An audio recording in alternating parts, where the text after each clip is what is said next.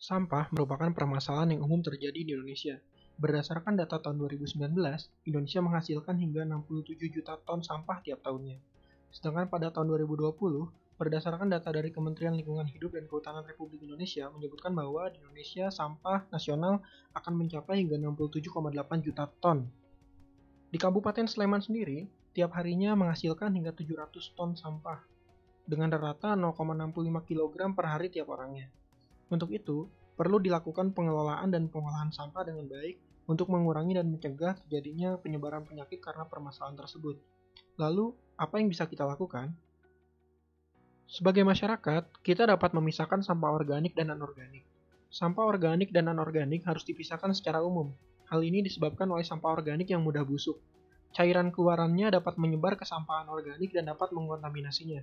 Masalah utamanya yaitu sampah anorganik tidak dapat terurai dengan mudah secara alami, sehingga dapat menjadi sumber penyebaran penyakit seperti diare, tetanus, kolera, dan sebagainya.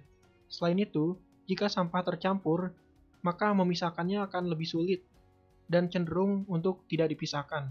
Seperti ini ilustrasinya di TPS. Penumpukan sampah ini juga menyebabkan beberapa hewan ternak memakan sampah tersebut, yang mana jika dikonsumsi oleh manusia dapat berbahaya. Berikutnya yaitu dengan memilah sampah anorganik. Sampah anorganik sangat penting untuk dipilah sebelum dibuang. Setidaknya yang harus dipisahkan adalah sampah kaca, sampah plastik, sampah kaleng, dan sampah kertas. Hal ini sangat penting karena jika misalnya sampah kaca dan sampah plastik dicampurkan, akan menyebabkan luka karena pecahan kaca. Selain itu, setiap jenis sampah anorganik tersebut memiliki pengolahan dan daur ulang yang berbeda, sehingga dengan memisahkannya dapat mempermudah daur ulang. Selain itu, tiap-tiap harganya juga jika dijual ke pengepul memiliki harga yang berbeda. Berikutnya yaitu reuse, reduce, dan recycle. Reuse yaitu menggunakan kembali, dapat kita lakukan dengan misalnya menggunakan kembali kantong plastik yang telah kita gunakan tanpa perlu dibuang terlebih dahulu. Atau botol plastik bekas yang dapat digunakan sebagai media tanam seperti hidroponik, aquaponik, hingga vertikultur. Selain itu, botol plastik juga dapat digunakan untuk menyimpan peralatan seperti sabun dan sikat gigi. Berikutnya yaitu reduce atau pengurangan sampah.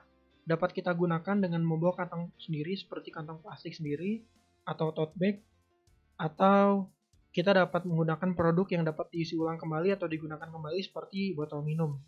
Dan juga harus menghindari penggunaan barang yang tidak perlu. Terakhir yaitu recycle atau daur ulang. Proses ini merupakan proses terakhir pada pengolahan sampah. Untuk pengolahan sampah mandiri atau daur ulang mandiri, kita dapat membuat eco-brick, briquette yang terbuat dari campuran arang sekam dengan kantong plastik, atau menjualnya ke pengepul.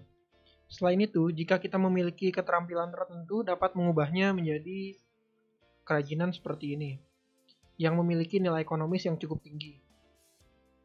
Sekian dan terima kasih.